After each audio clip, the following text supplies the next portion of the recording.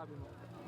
Sa amin naman po, talaga expected namin mahirap yung first day kasi dalawang beses namin aahunin yung payapa, mahabang ahon, 20 kilometers.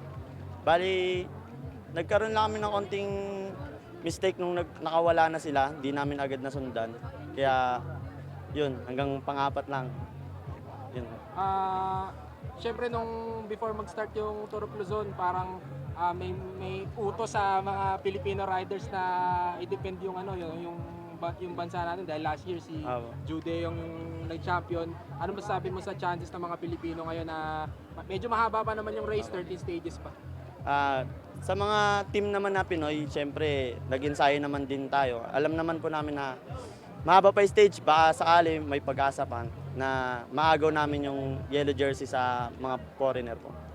Ano bang preparations nyo na last year kasi 8 stages, ngayon mas mahaba, 1,500 kilometers. Gaano kahirap to?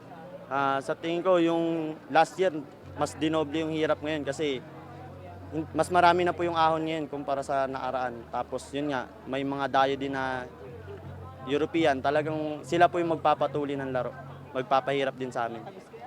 Opo.